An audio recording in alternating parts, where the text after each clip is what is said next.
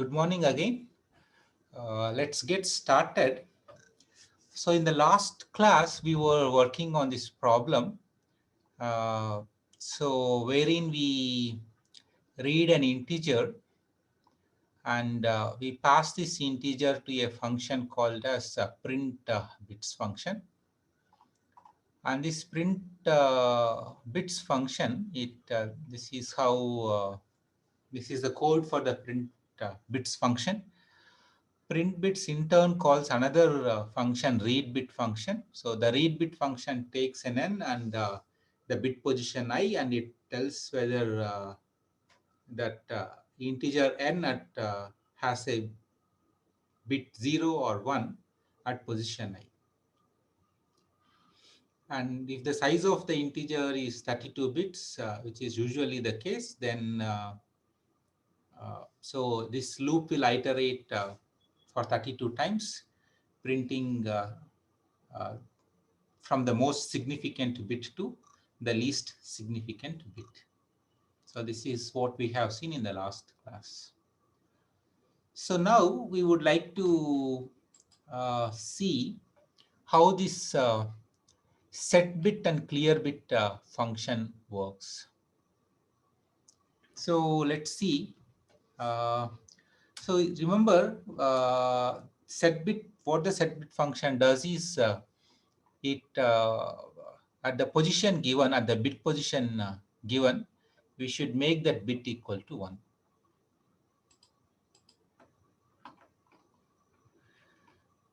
So can someone tell me how we go about doing it? So what do we do? So we have to let's see. Let's try to write it down. Where is annotation tool? Yeah. So good. So very nice. So uh, this is our n. With this is bit position B0 to, let's say, bit position B31. We are working with, we would like to make this equal to 1. This particular bit Bi equal to 1. That is, this is I is nothing but pause position. So we take this one and so we create a bit pattern where we have zeros everywhere except this particular bit. And yeah, so, and we want to OR this n with this, so that when we OR B31 with the 0, it will be B31. When you do bitwise OR, what you get is B31 ORed with B31 is B31. Because if B31 is equal to 0, B31 ORed with 0 is 0. If B31 is equal to 1, so B31, 1 ORed with 0 is 1. So when we OR these two things, then so what we get here is exactly what n is, except at this position. So if this is equal to 0, when we OR it with this becomes 1. Or even if it is equal to 1 instead of 0, the OR of this is still equal to 1.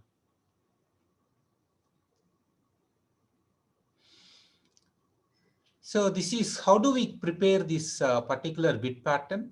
The particular way we do is we take 1 less than pause.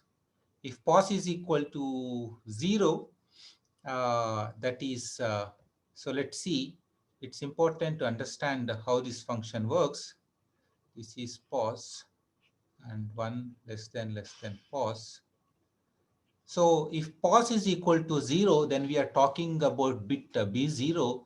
1 left shifted by 0 bits is nothing but this. And if pause is equal to 1, then we are talking about this particular bit B1. Then what we have is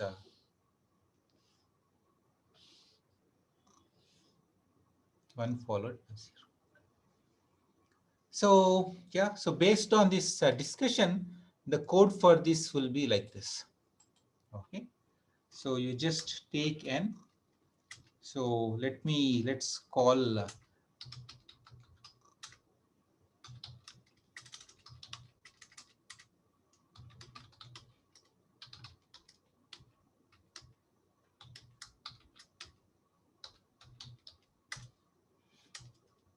and then you return n or with pause.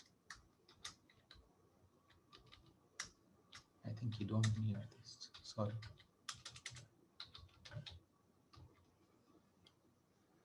So does this make sense? You're all with me here. Is this correct?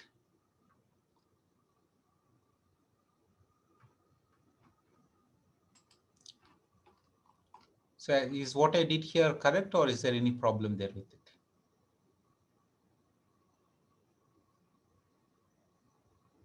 Okay, let's try it. So here, yeah. So let's say we say set bit n 10, and then n is equal to this, and then we say print it's the OR is bitwise OR, that vertical line R, that is bitwise OR operator. This is what we discussed in the last class, that is bitwise OR operator. That is every bit takes two numbers and it takes bitwise, it does a bitwise OR on them. That is B31 here is ORed with 0 and so on and so forth. And BI here is ORed with particular bit which is equal to 1 in the particular function that we have written. So here we are making this bit 10 equal to, let's make it, in order to make it much simpler, let's see 0. That is 0th bit. Okay. So let's clear this and go here.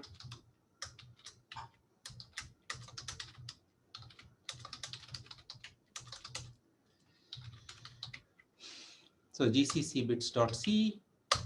So now we are entering an even number. For an even number, the least significant bit is equal to 0. And when we set it to 1, what will be the output? What will be the modified number? When we make for an even number, the least significant bit is equal to 1. So when we make it the least significant bit equal to 1, then the number becomes n plus 1, 21, exactly. And that's what it is happening here. You can see, so in the code, we set the least significant bit equal to 0, and that's what is happening here. So let's say if you see in 20, the least significant, the bit B1 is also equal to, this is bit, so this is bit B0, and this is the second bit is B1. So now let's try to make B1 is equal to 1. Let's try to make B1 equal to 1 and see what happens.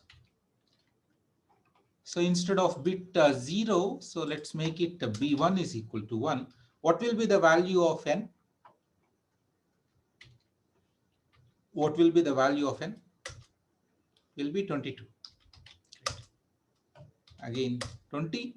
You can see the value is 22 because the bit that is this particular bit focus here.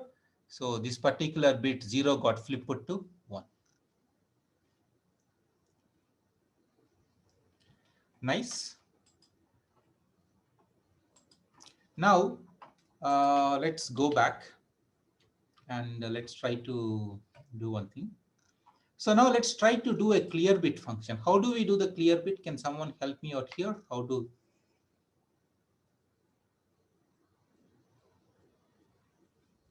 So in order to do a clear bit, so good, we thought about it. Many of you thought about it. Very.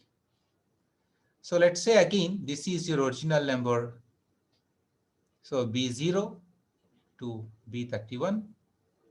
So this is bit BI. This is bit B's.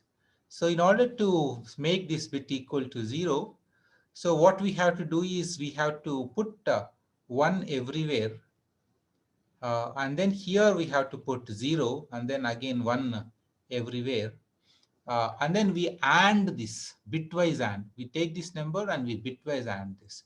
So when we take B31 and AND it with 1, if B31 is equal to 1, B31 ANDed with 1 is equal to 1. And if B31 is equal to 0, then so B31 again, so 0 ANDed with 1 is equal to 0.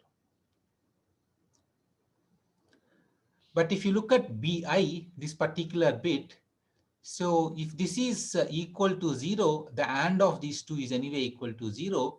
But if this is equal to 1, so 1 ANDed with 0 is anyway equal to 0. So bit B0 is definitely will be made equal to 0. Great. So what is the code for this? So in order to create this particular bit pattern, so this is going to be a bit tricky. So what do? So we take 1 less than pause, and then we complement it. We flip the bits. This is the operator we apply. This is the mask that we create, and the created mask we AND it with n. Excellent.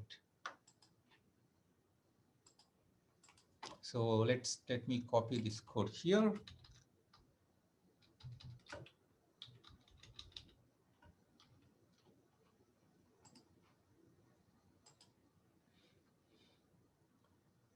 And then, so actually what we can do is mask is equal to flip the bits.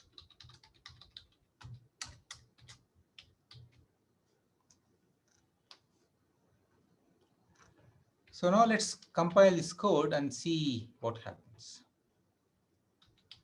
GCC, okay. So here now let's, instead of calling set bits, let's call clear bit. And let's focus on 0. Let's try to clear bit 0. So GCC bits.c dot a dot out 21. So now you can see, so the 21 is an odd number, so its least significant bit is equal to 1, and that bit got flipped to 0. So this is the one that I would like you to focus. So bit 1, we cleared that bit, so it got flipped to 0. So the number 21 has become equal to 20.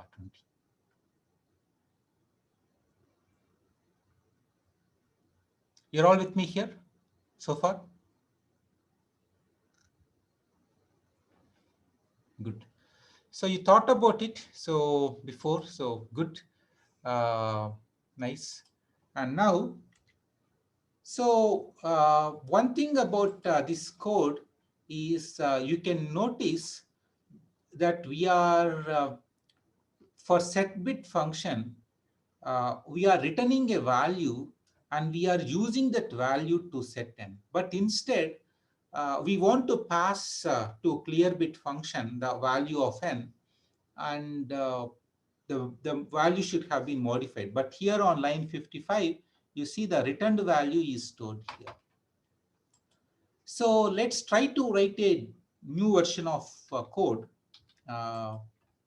with the particular requirement. Let's say, let's call it as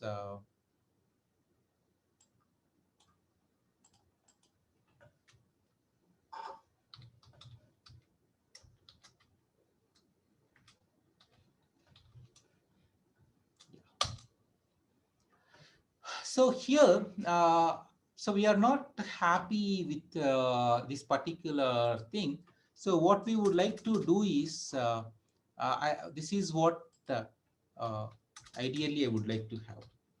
Set bit function, I don't want the set bit function to return any value. I just want it to be like this. N is equal to n odd with mask. And similarly, clear bit function is also, I would like it to have it this way.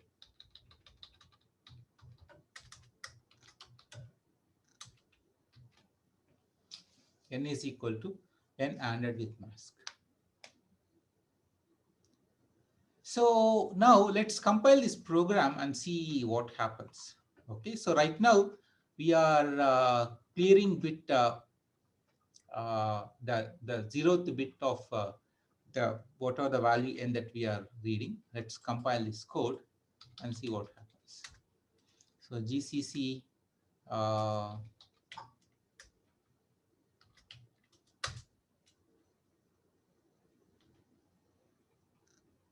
someone awesome, good. Nice. So here we are returning a void value, but we are no, trying to assign n and a void value, so it's an error. Great. So now, so remember we are trying to clear the 0th bit of n, and let's say 21. We enter 21. So now you can see that the value of 21 is not modified. So the 0th bit is not modified. Are you noticing what is happening here? So we are calling this clear bit function with parameter 21, and inside, so we are doing everything right, and we are setting n is equal to something, and but then its value is not reflected when we come back to the main function. So the issue here is, in C there are different parameter passing mechanisms. Not in C, in general in programming languages, there are three parameter passing mechanisms. One is called as call by value.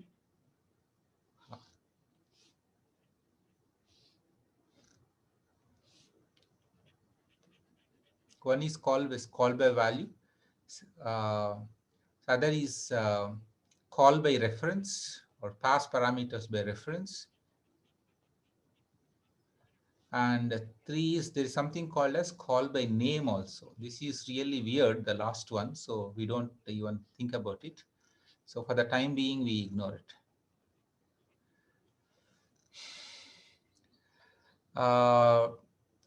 This used to be call by name, I guess.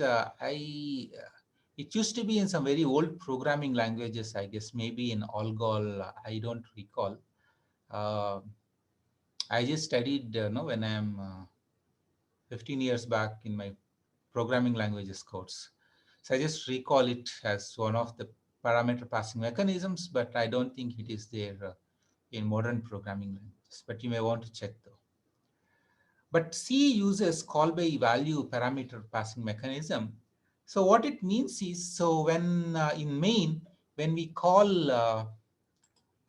clear bit function, so what happens is the current value of n and the whatever the second parameter 0, those values are passed as parameters to the clear bit function.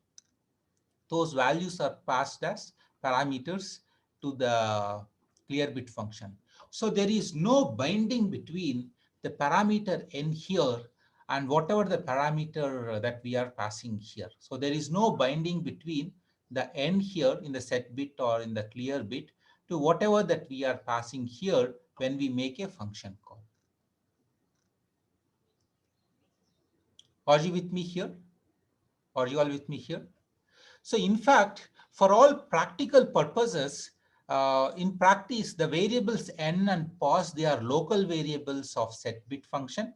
The only difference between the local variables and n and pos are these parameters n and pos, which are special local variables, because their scope is also restricted to set bit function, is they have an initial value, and that initial value depends on the particular way in which the set bit function is called. Like for example, in the example that we have seen, we call the clear bit function with the n value equal to 21 and 0. So when the clear bit function is called, these local variables n and pos, they are initialized with those values 21 and 0. All right. So if you want to check, if this is the case or not, let's try to do one thing. So let's try to print the address of uh, print address in clear bit, address of n equal to percent p slash n address of n. We could use global variable n, but it's a bad practice because yeah, you don't want to use global variables. Otherwise, we can have everything as global variable, right? So why do you want? So before we call clear bit, uh,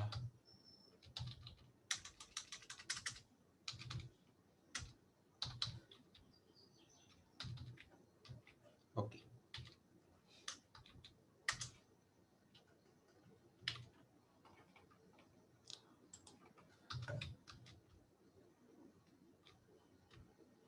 I have been doing a lot of Python programming for some other reason. So in Python, we use print function.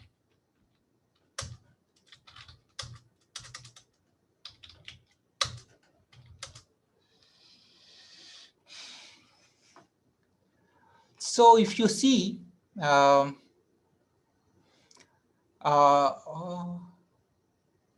yeah, what is happening here? Yeah, that's true. Now let's focus here. The address of the variable n in main is this, and the address of the variable n in clear bit is equal to this. You can clearly see that these two addresses are different. So what happens is when we go and modify the value of n here in this clear bit function, so we are modifying a different memory address. We are modifying a different memory address.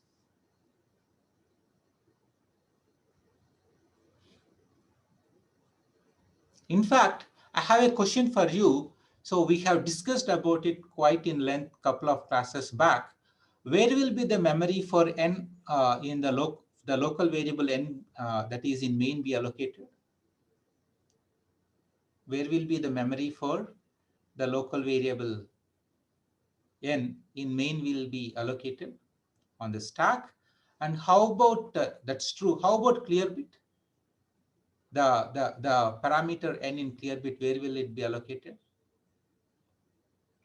It will be allocated in the stack again. So, but then in the they take different places. If you recall the discussion from few classes back, so let's say, so main calls, so when main is there, so let's say this is the stack.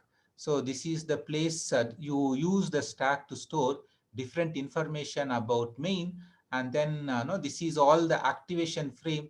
Let me call this as AR stands for activation record. So AR underscore main. So here somewhere the memory for the local variable n is allocated.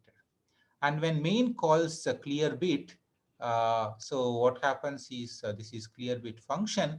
So this is our stack, and this is where no. So this is the n that is present in AR underscore main. AR stands for activation record.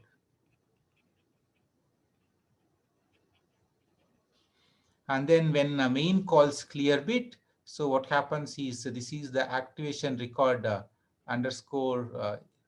I'm just using CB as a shorthand for clear bit function, and there will be a place where memory for variable n is allocated.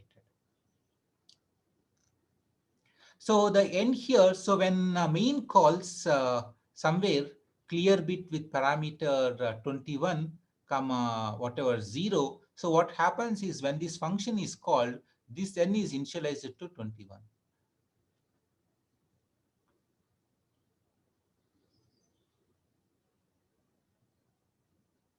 How can we call set bit? In order to call set bit, you have to have some initialization for the value of n. You have to pass parameters.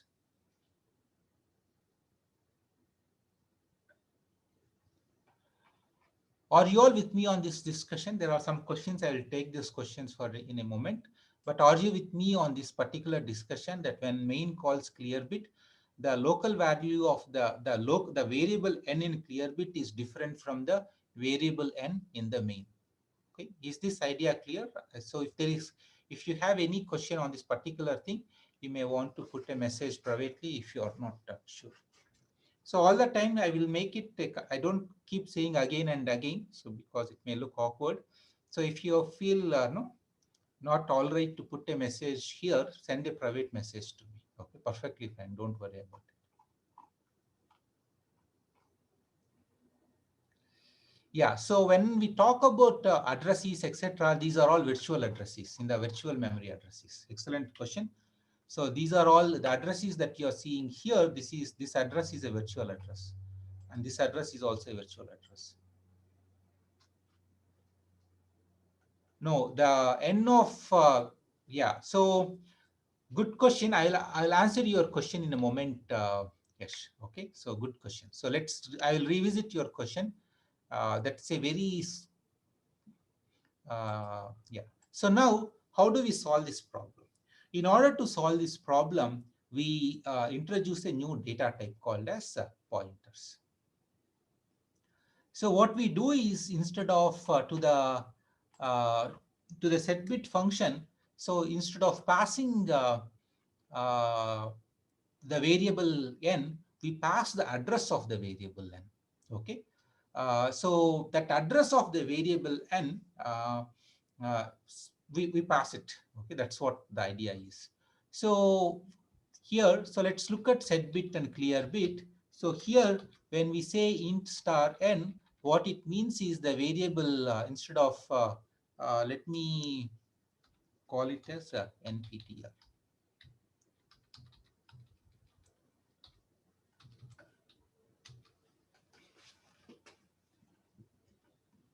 All right. So we are passing we have declared in set bit the parameter type nptr is int star. That means it is a pointer to a integer variable. It's a pointer to an integer variable. That means it holds an address to an object of type integer. And then, so here, so you want to pass the address. So how do you already know that if you want to get the address of a variable, we just have to pass ampersand n. That's what we do in scanf. This gives the address of the variable n. So we pass the address of variable n to clear bit and set bit functions.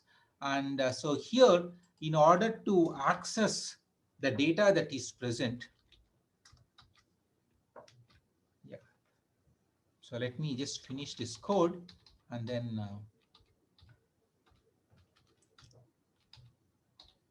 I'll give a detailed explanation.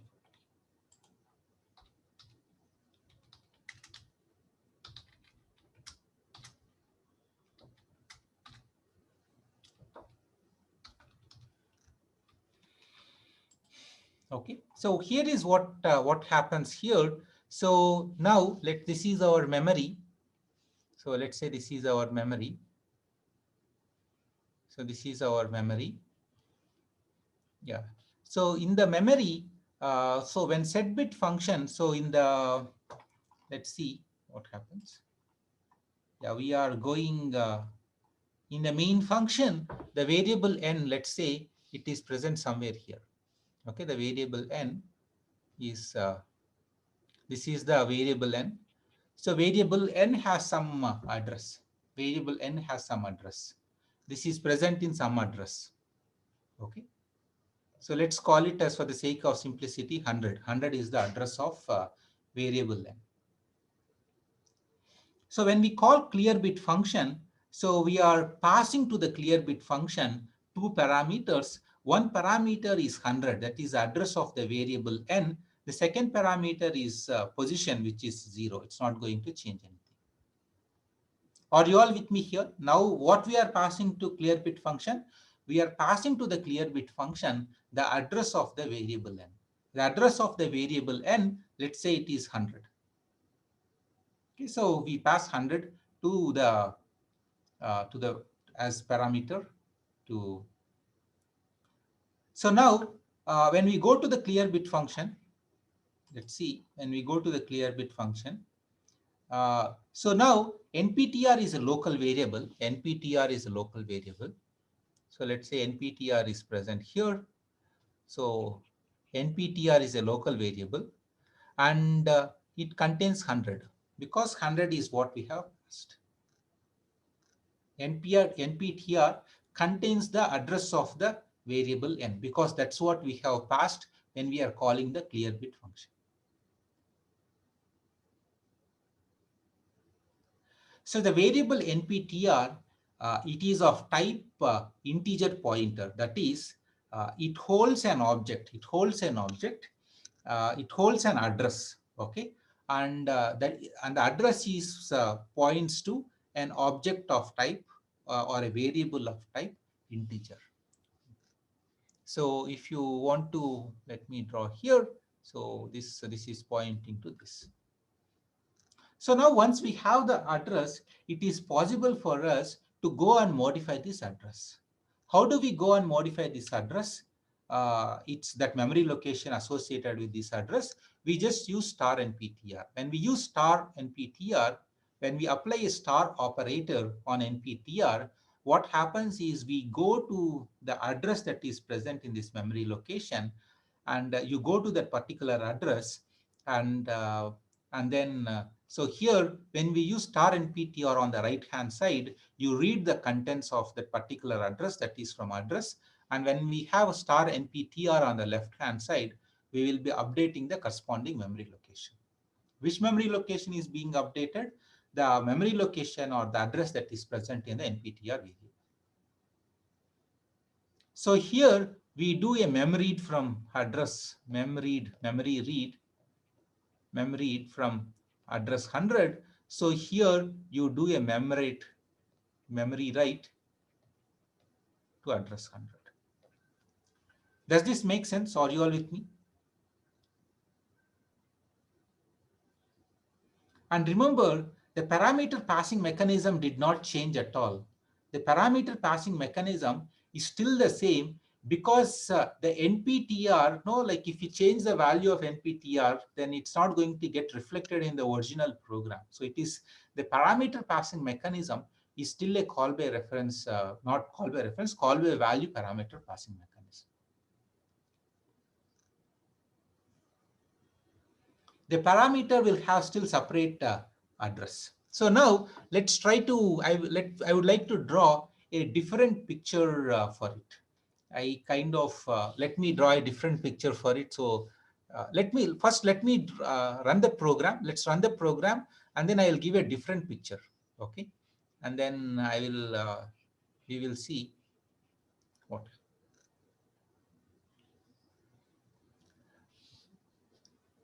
Okay, so just now I erased and okay, so there is, I think some of you have a doubt.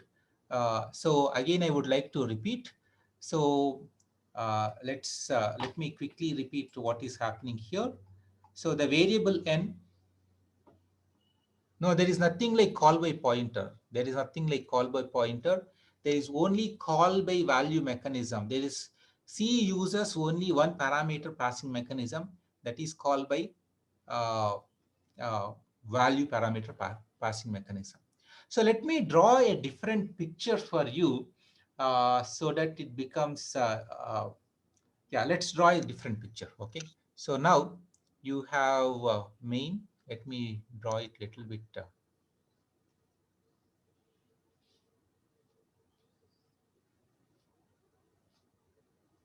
Okay.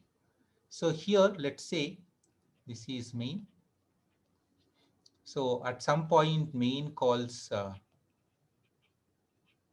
clear bit with some parameters. Uh,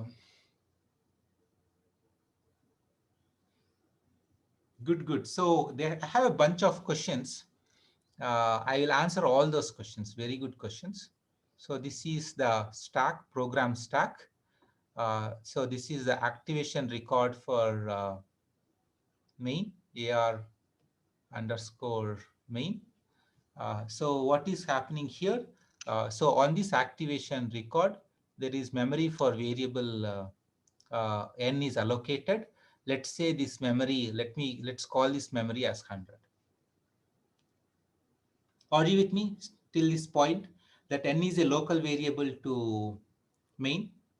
Uh, N is a local variable to main, and it is allocated on the activation record associated with main on the program stack.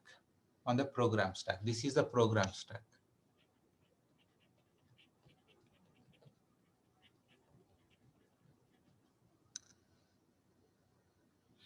So now, if you're all doing good so far, then now let's try to.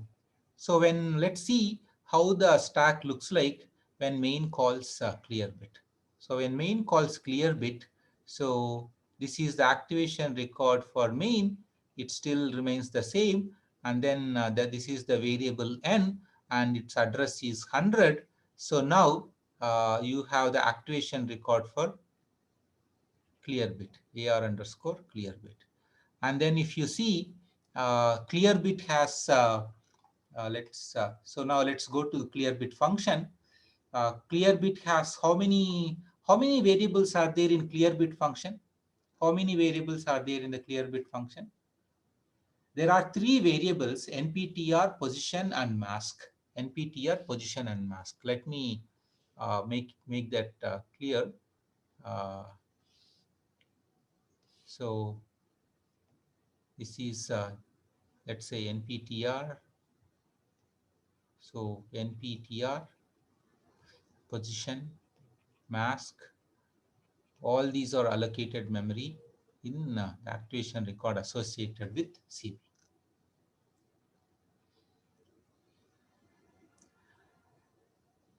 So now when main calls clear bit function with the address of n as parameter, then what happens is this memory location nptr will be set to 100. nptr will be set to 100. Let me use a different color to say that the contents of the memory location associated with nptr is 100.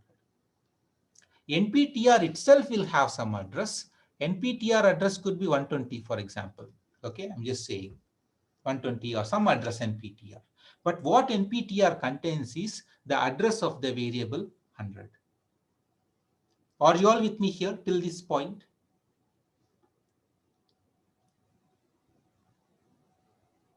So if you modify nptr in the program, if you say nptr is equal to, like for example, 200, then it's not, the value of n is not going to change. It's going to be the same.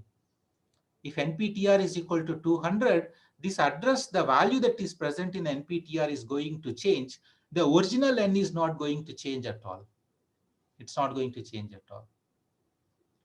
But on the contrary, if you say star nptr is equal to, let's say 20, then what this star operator does is it looks at the address that is present in nptr variable. It turns out to be 100, and that address 100 turns out to be the address of variable n. So when you do star nptr is equal to 20, the value of n is going to change to 20.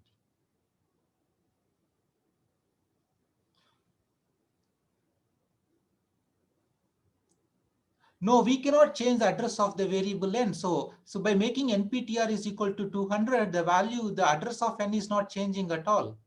The address of n is not changing. When we make nptr is equal to 200, is the address of n changing? No, it's not changing.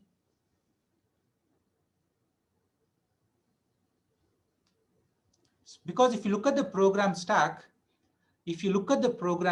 so let's take a step back, guys. So let's take a step back. I want all of you to be on the same page. Number one, what is the address of variable n? It is equal to 100. Are you with me on this step one? Step one is the value or the address of variable n is 100. No matter what you do, the address of variable n is not going to change because compiler allocates it. You cannot change the address of variable n. It's not possible for you to change the address of n. What is the address of the variable nptr, which is a local variable for clear bit function? We are saying it as 120. Okay, because that is also a local variable. It also needs some place to store information. So the address, let's call it as 120. Is it possible for you to change the address of nptr? No, you cannot change the address of nptr.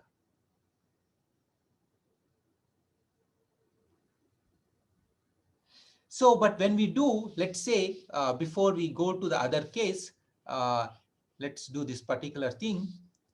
So when we say, when we call it and we make star nptr is equal to 20, so the star operator, what it does is, it looks at the address that is present in the nptr variable, that is 100. It goes to that particular memory location, and that value 20 will be written here.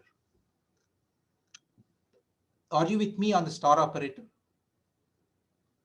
Are you with me on the star operator? All of you?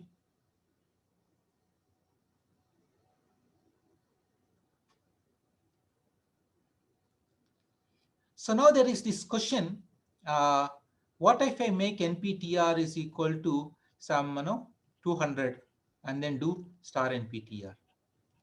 So what happens is, let's say you write some 10. So what happens is, there will be in the memory, there is a memory location 200. You go and try to update that memory location.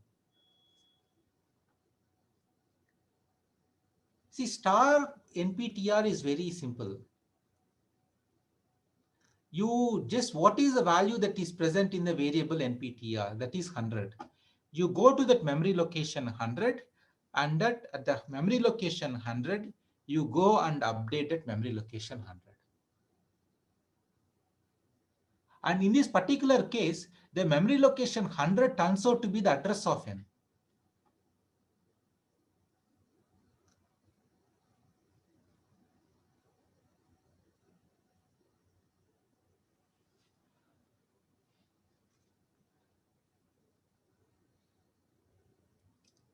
So let's take multiple questions. So nptr is equal to 200, and when we, yeah, star is kind of I'm not sure about in inverse.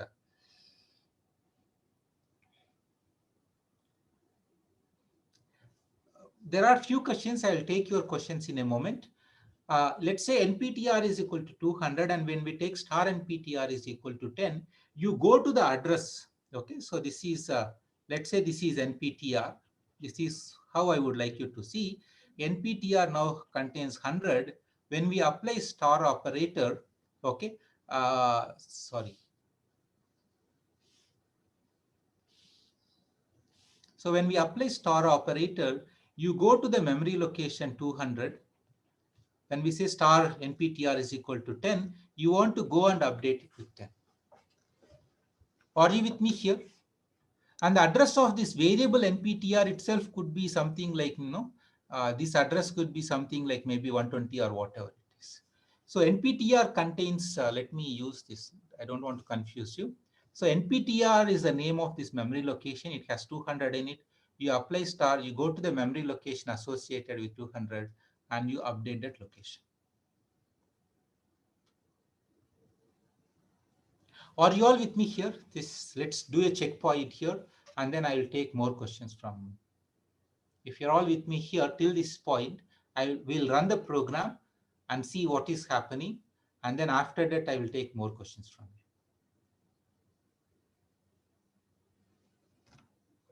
you. Okay, looks like we are doing good. So let's go to the program, and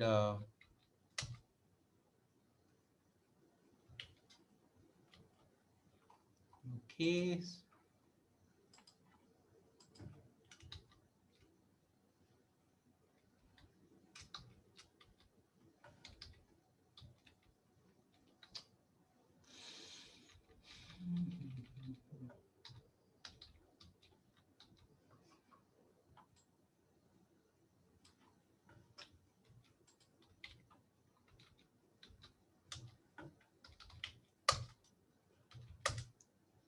So now it's working. See, so now it is.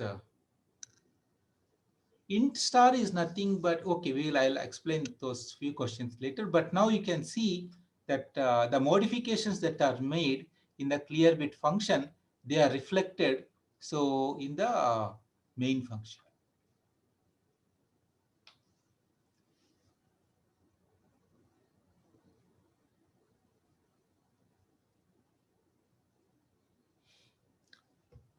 So there are few questions. I will take a moment and answer your questions.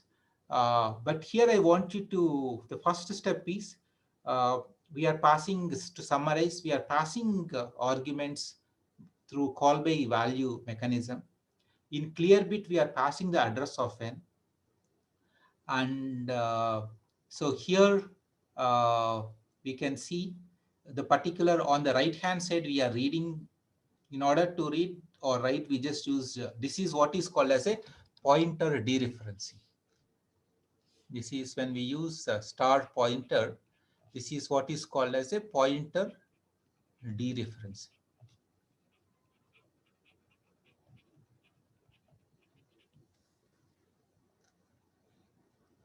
And and there is a question, what does this int star means? Int star means we are qualifying this variable nptr by saying it contains, it's a pointer to an integer variable. Nptr, it is a pointer to an integer variable. That's what it means is. So that's what this int star means. This int star, you are describing the type of the variable nptr. So when we say int pos, we are saying position holds a variable of type integer. And when we say int star nptr, what it means is nptr holds the address of an integer variable. That's what it means.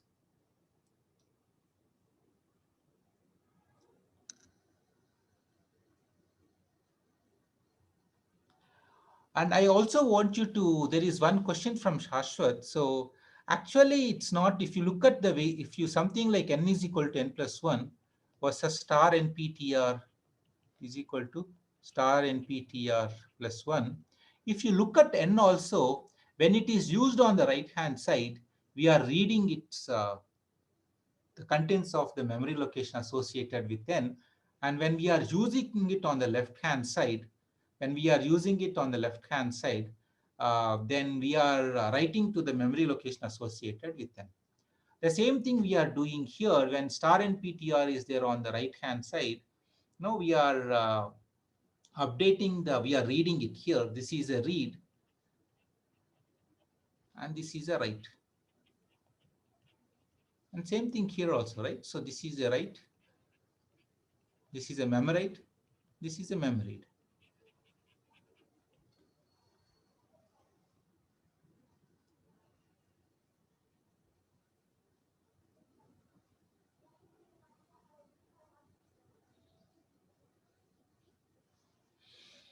Good, good. So there are a few interesting questions. I will hold on to those questions.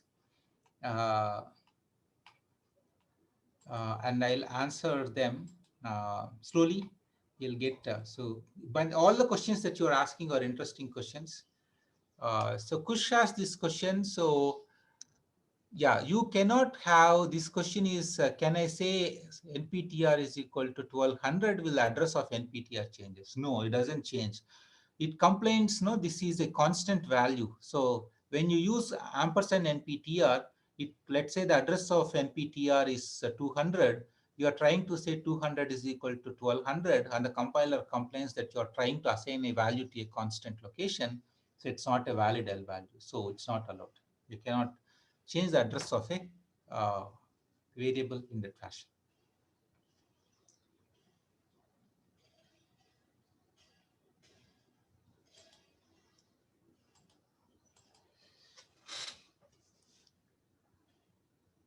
Great. So now let's look at, in order to make these ideas clear, in a clear bit, let's look at NPTR, the contents of NPTR.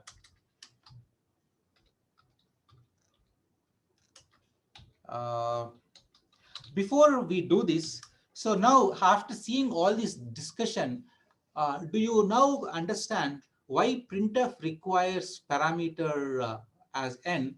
Like for example, so if you see, let's see this here. If you want to, uh, so like if you want to read something into variable n, you need to pass ampersand of n. But if you want to print the variable n, so you just need n.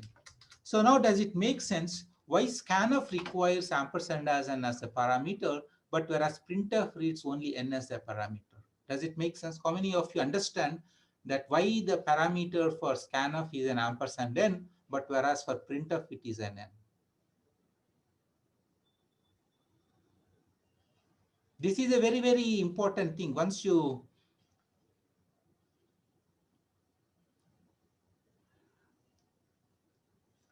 for printf, why do you want to pass the address of n? You just want to pass the value associated with n because that's what you want to print.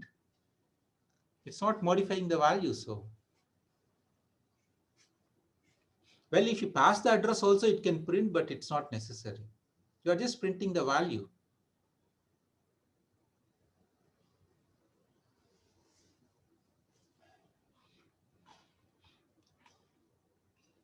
Okay. Now let's come here in clear bit. Yeah.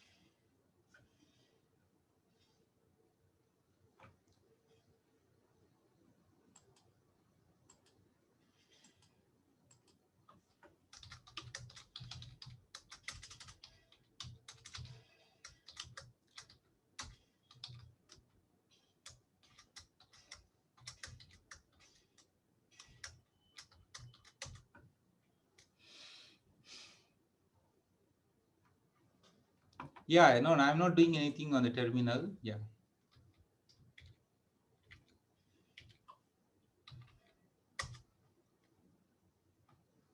Huh.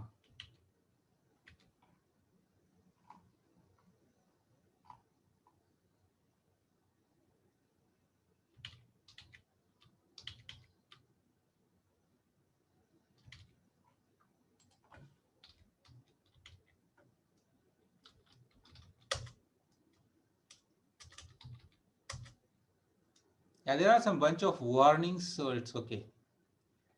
Yeah, so now let's try to run this program and see what happens. What is the address of variable n? This is what you can see here. The address of variable n is this.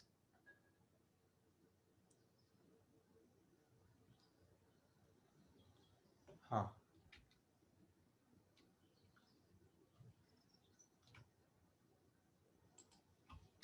Let me use this thing.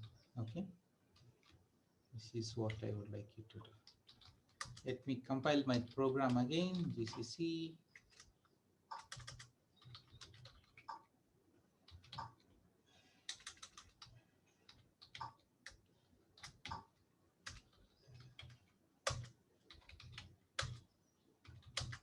Yeah. So are you all with me? So let's see what is happening here. Number one, what is the address of the variable n? The address of the variable n is this. So let's say this is your memory. This is your memory. Uh, this is your memory. And let's say n is present here. So this is the address of variable n. So n is present here. And nptr is present here. This is nptr.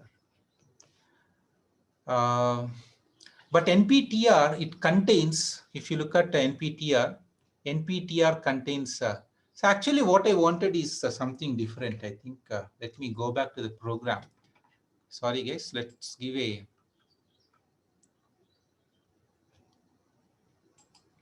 What I wanted to do is not this actually. I wanted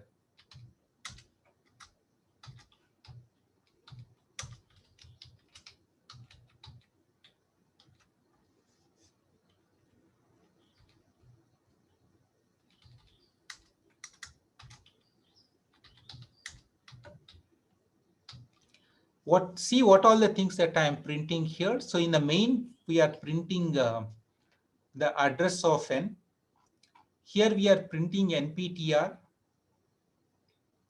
address of nptr, and star nptr. This is going to be a fun thing. If you understand this part of the lecture, this concluding part of the lecture, then we are all good. So focus and let's see what is going on here.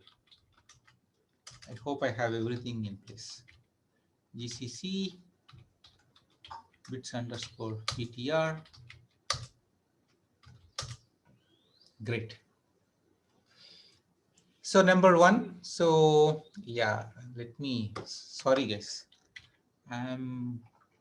Nptr is equal to ampersand nptr star nptr.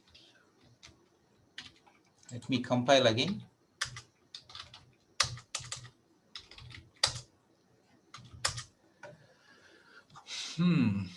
Great. So this is our memory. So number one, let's say the variable n, it is here.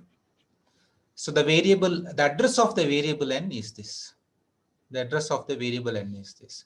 What is the content of the variable n? It is 21. That's what we entered. So you understood this point, right? So the things that I want you to understand is this particular line. It's all. Are you all with me here?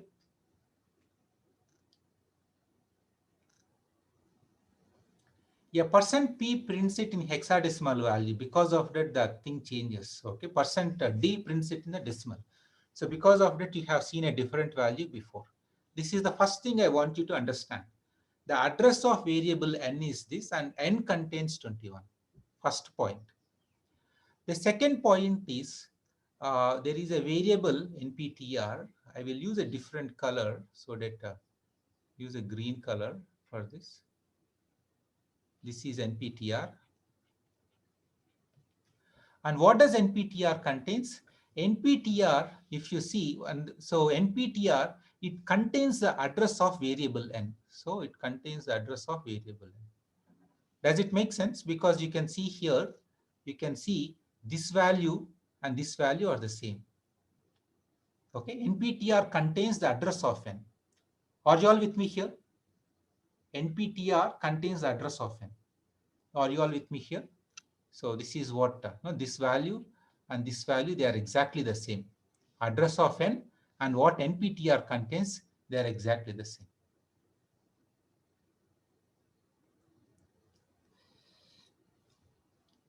So now there is a third thing here, that is the address of variable nptr itself.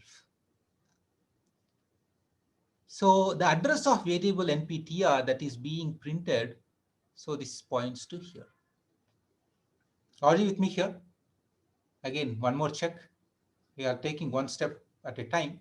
The address of variable nptr is this. Good? You're all good? So great. So now when we do star pointer, nptr contains the address star nptr.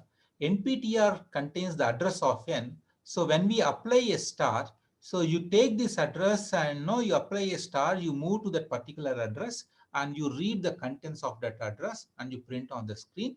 But it turns out to be 21 because we initialized n to 21 through the scanf statement. So star nptr is equal to 21. Are you good here? That the last point. That's all. This is what I would like you to understand from this lecture. If you're all with me on this example, then You are all doing fantastic.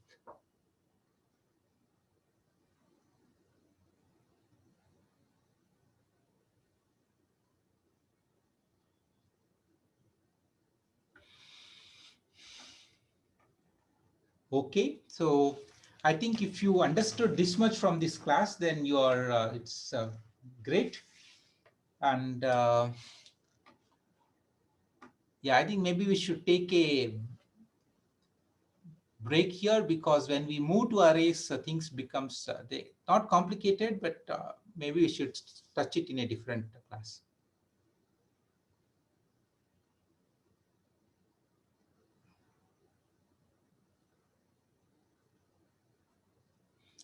Star and PTR, there are a couple of questions. Star and PTR is like a dynamic variable. It can change when n changes. Not really. When n changes, right? So star and PTR is nothing but n. So Tanmay, so if you modify the memory associated with n, so what you read from n also changes. And so what is the difference between a reference and a pointer? Good question. Uh, so before, see, there are some, let me, if you're all with me on this one, I want to clarify a couple of more concepts. And then after that, we will break for today's lecture. So maybe 15 more minutes, and then we will break. So there are certain programming languages. This is the original program that is being, that we worked with before. And so there are certain programming languages. Let me call this as, I think even C++ also has this feature, but C doesn't have this feature, wherein I think if you use something like, there is a parameter passing mechanism called as a call-by reference parameter passing mechanism.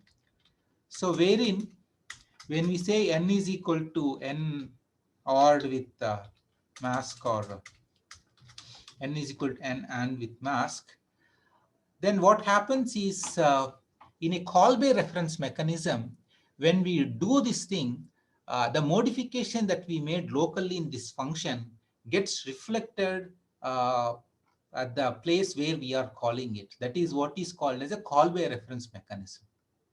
Are you with me here? In call-by reference mechanism, when this variable n is automatically bound to the parameter, with the argument that with which this function is called, and any modifications locally, they gets reflected there.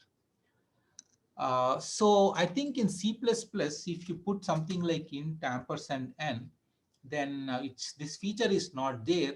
Then the parameter passing mechanism is kind of treated as a call-by reference parameter passing mechanism. So any modifications that are being made locally, they gets reflected back. So this way we can avoid using pointers and get your job done possibly. But as Shashwat rightly mentioned, it would be a kind of syntactic abstraction, because finally, in order to update that location, which the argument's location, we need to know the address. We need to know the address. No, it's not. N is not a global.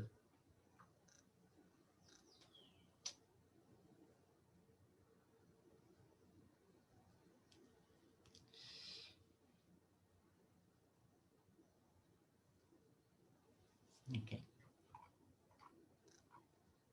Okay, let's not worry about call-by reference mechanism, guys. We'll just leave it here. There are other important questions. So just if you are kind of lost here in the call-by reference mechanism, for the time being, flush it. Don't worry about it. So let's do a flush last 1-2 seconds of discussion, and then we will come back to this point.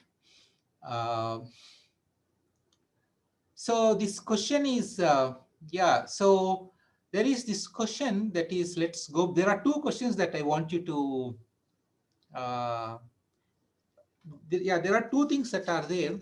One question, one is not a question, but one is an idea that I wanted to explain, but I will not do it. I will do it in later class. But one important question that I would like you to, that is being asked is, so when we do, like, for example, why do we need to know whether it is pointing to an integer or not? So because if you don't know the pointer, whether it is pointing to a character or a long integer or a, like, or a double, then the compiler doesn't know how many bytes of memory to be updated. The compiler doesn't know how many bytes of memory to be updated.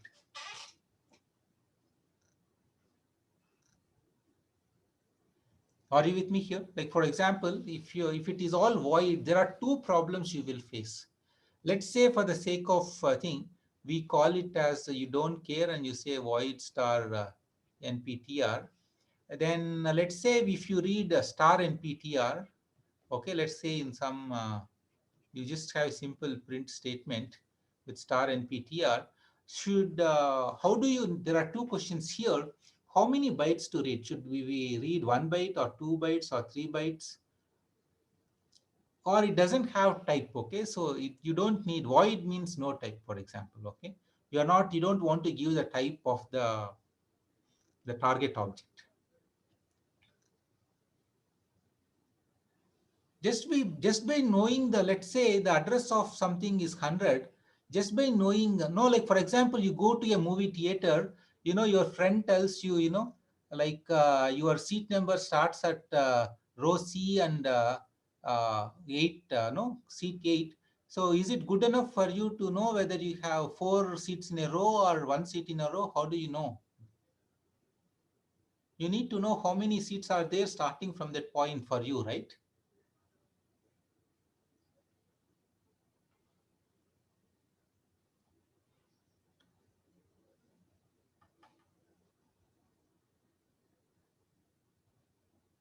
There you are using context information to do it, but there are problems there. Maybe in printf that is fine, but let's say, what if it is something like star nptr is equal to star nptr plus 1?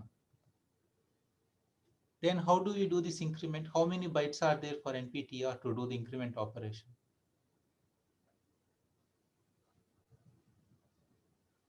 Are you with me here on this example? How many of you are with me here? That